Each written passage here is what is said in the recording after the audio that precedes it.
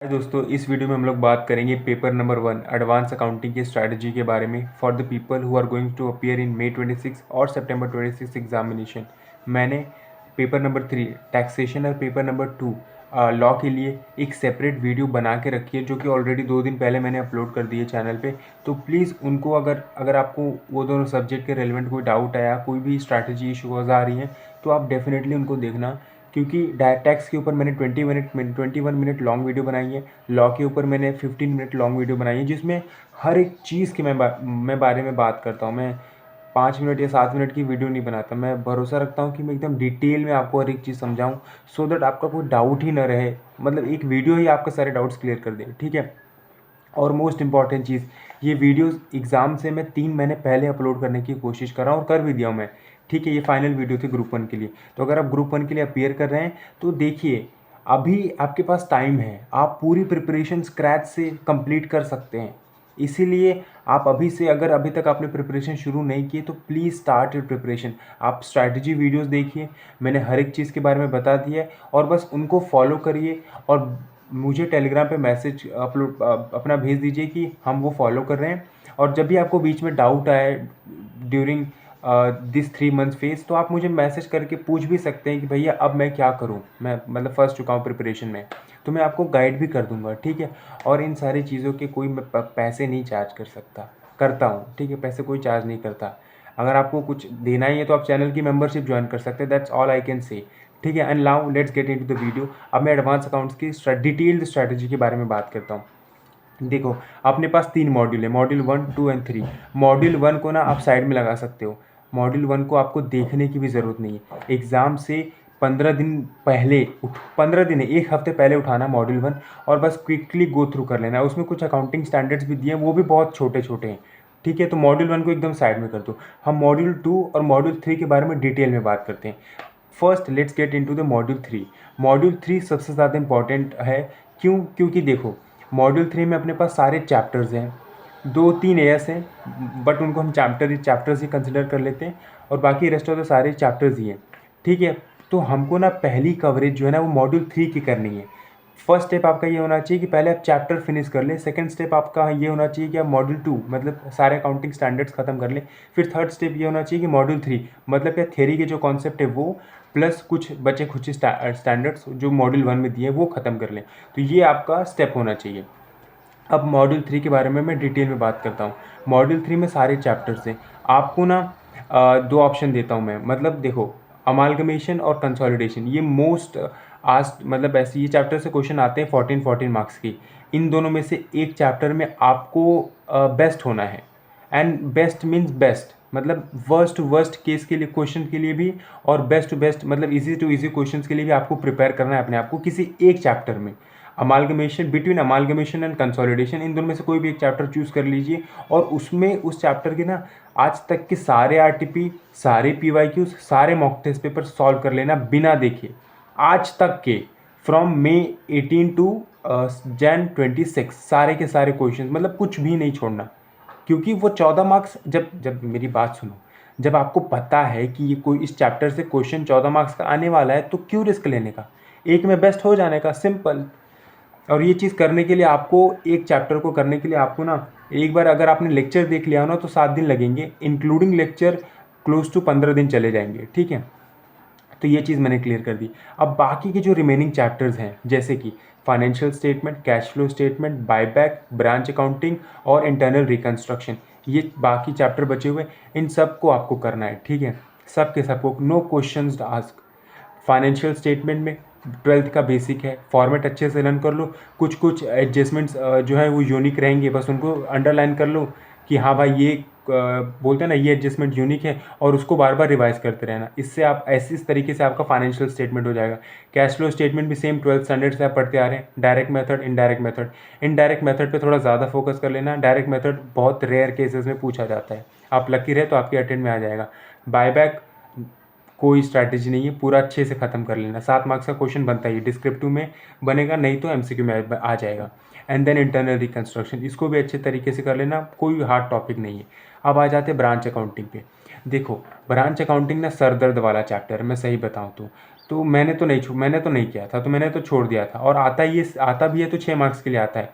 तो अगर आपका सर दर्द दे रहा है ना, अब ब्रांच अकाउंटिंग करते हैं और कुछ समझ में नहीं आ रहा है ना, क्योंकि वो ऑलरेडी है बहुत वास्ट, तो छोड़ दो। मैं एडवाइस दे रहा हूँ, छोड़ दो। 6 मार्क्स से कुछ नहीं होने वाला आपका, ठीक है। 94 मार्क्स का पेपर आपके पास अभी भी आपके हाथ में रहेगा, तो हाँ, आप उसको छोड़ सकते हो। तो मैंने मॉड्यूल 3 के बारे में बात कर लिया। अब आ जाते हैं मॉड्यूल 2। अब मॉड्यूल 2 में अपने पास अकाउंटिंग स्टैंडर्ड्स भरे पड़े हैं, ठीक है। अब अकाउंटिंग स्टैंडर्ड में कैसे टाइप होते हैं, एक होता है प्योर थ्योरी, एक होता है प्योर प्रैक्टिकल अकाउंटिंग स्टैंडर्ड, और एक होता है मिक्सचर ऑफ बोथ। जैसे कि अकाउंटिंग स्टैंडर्ड नंबर 24 ये प्योर थ्योरी है, अकाउंटिंग स्टैंडर्ड नंबर 2 ये थ्योरी प्लस प्रैक्टिकल है, और accounting standard number 21 pure practical है, ठीक है। तो अब इसको डील कैसे करना है, देखो आपको करना तो सब है। रीज़न भी मैं आपको उसका जस्टिफिकेशन देता हूँ, आपको सारे अकाउंटिंग स्टैंडर्ड्स क्यों करने हैं। पहली चीज़ तो ये, एमसीक्यूज़ जो होते हैं ना दोस्तों, वो उसका जो कॉम्बो बनता है ना, जैसे कि अगर एक केस सिनेरियोज वो क्रिएट कर रहे हैं जिसमें 3 एमसीक्यूज़ दिए हैं, तो वो 3 एमसीक्यूज़ के जो क्वेश्चन होंगे ना, जो क्वेश्चन आएगा 2-2 मार्क्स का रहेगा, 6 मार्क्स का टोटल क्वेश्चन बनेगा। और वो ना कोई भी बोलते ना, कोई भी वर्स्ट कॉम्बिनेशन बना देंगे, जैसे कि जिसका कोई रेलेवेंस ही नहीं होता। फॉर एग्जांपल AS2 को वो लोग मर्ज कर देंगे AS29 के साथ, प्रोविजन कंटीजेंट लायबिलिटीज़ वाला। तो इसलिए कह रहा हूँ, अगर आपको एमसीक्यूज़ में बेस्ट परफॉर्मेंस देनी है तो आपको अकाउंटिंग स्टैंडर्ड सारे आने चाहिए, ठीक है। बट ज़रूरी नहीं है कि सारे अकाउंटिंग स्टैंडर्ड्स करके जाओ। पर्सनली मैंने 5 अकाउंटिंग स्टैंडर्ड नहीं किए थे, क्योंकि मेरे को समझ में नहीं आ रहा था, और मैं बहुत ही वीक हूँ प्रैक्टिकल सब्जेक्ट में, तो वो भी एक इशू था मेरे लिए। तो मैंने स्मार्टली सेलेक्टिव स्टडी करी थी, जिसकी वजह से मेरे को 100 में से 50 मार्क्स क्लियर आ गए थे, और मेरा ग्रुप निकल गया था अकाउंट पेपर नंबर 1। तो मैं आपको इंपॉर्टेंट अकाउंटिंग स्टैंडर्ड्स के नाम बता देता हूँ, पहले आप इनकी कवरेज कर लेना, उसके बाद आप घूमते फिरना, मेरे को कोई दिक्कत नहीं। उसके बाद जो भी अकाउंटिंग स्टैंडर्ड्स बचे, आप उनको बोलते ना, करते रहना करते रहना करते रहना, कोई दिक्कत नहीं, बट पहले इनको करना, ठीक है। और ये कहाँ से मैंने निकाला है, ये मैंने पास्ट ईयर क्वेश्चंस को एनालाइज करके निकाला है, कि यहाँ से बोलते हैं ना, मोस्ट लाइकली चांसेस होते हैं कि यहाँ से क्वेश्चन आए ही आए आपके एग्ज़ाम में। तो नोट डाउन कर लीजिए और अपने स्टडी टेबल के सामने लगा देना, ठीक है।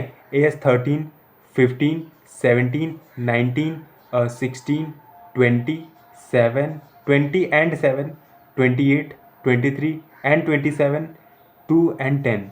देखो ये सारे अकाउंटिंग स्टैंडर्ड्स आपको पहले करने हैं। अब मैं आपको क्लियरली स्टेट कर रहा हूँ इस वीडियो में, मैं AS3, AS21 और 14 को मैं अकाउंटिंग स्टैंडर्ड नहीं मानता, मैं इनको चैप्टर्स मानता हूँ। ऑल्दो ये चैप्टर्स में भी इंक्लूडेड है, विच इज़ मॉड्यूल 3, और ये accounting standard paper number module 2 में भी ये अकाउंटिंग स्टैंडर्ड्स इंक्लूडेड हैं, ठीक है। तो मैं इनको चैप्टर्स ही कंसीडर कर रहा हूँ। अगर आप इनको अकाउंटिंग स्टैंडर्ड्स कंसीडर करते हैं आपके हिसाब से, तो ये भी यहाँ इंपॉर्टेंट की लिस्ट में आ जाते हैं, ठीक है। तो मैं ये समझा रहा हूँ कि AS3, AS21 और ये AS14, ये आपको बोलते ना, ये चैप्टर में इनको मैं चैप्टर कंसीडर कर रहा हूँ, इसलिए मैंने इनको इंपॉर्टेंट की लिस्ट में नहीं डाला।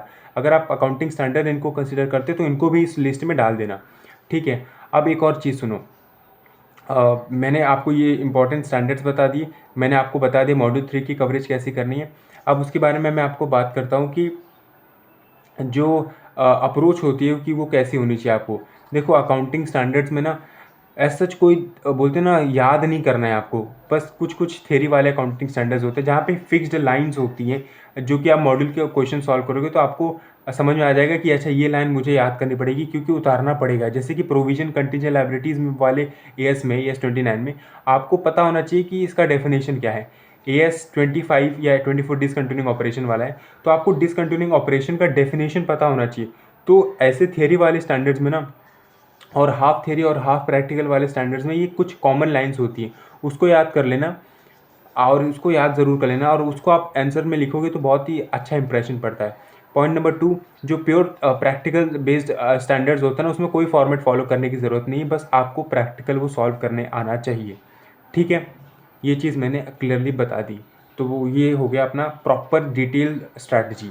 And now we will talk about MCQ के बारे में भी मैंने बता दिया आपको कि MCQs को कैसे डील करना है। MCQ के लिए आपको ना कोई MCQ बुकलेट मत सॉल्व करते बैठना कि चलो 1000 पेजेस की 1000 MCQ सॉल्व करते, कोई वर्थ इट नहीं रहेगा, क्योंकि कुछ भी कॉम्बो बनता है एग्जाम में, मतलब लिटरली आप इमेजिन नहीं कर सकते, वो लोग वैसा कॉम्बिनेशन बना के दे देंगे अकाउंटिंग स्टैंडर्ड्स का।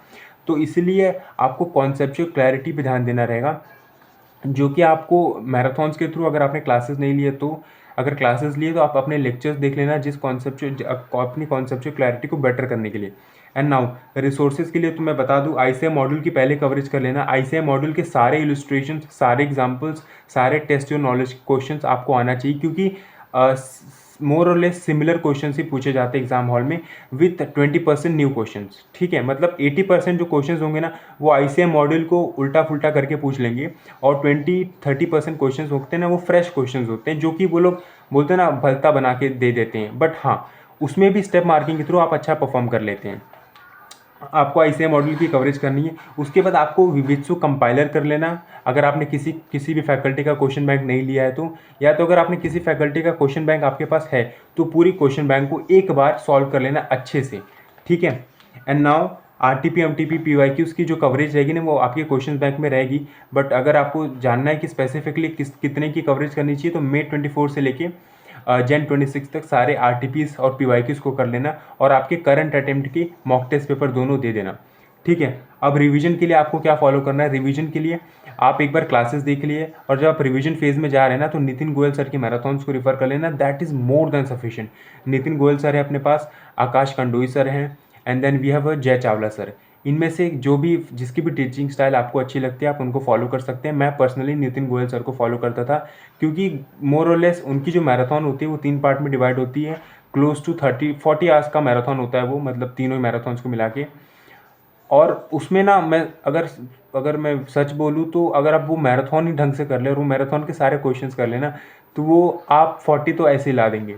ठीक है, और रही बात लास्ट मॉक टेस्ट पेपर की, और मैं प्लीज़ जो चीज़ मैं कहता हूँ ना वीडियोस में दोस्तों, मैं उसको जस्टिफाई करने की भी कोशिश करता हूँ कि देखो मैं ये चीज़ इसलिए कह रहा हूँ, इसलिए आपको करना चाहिए।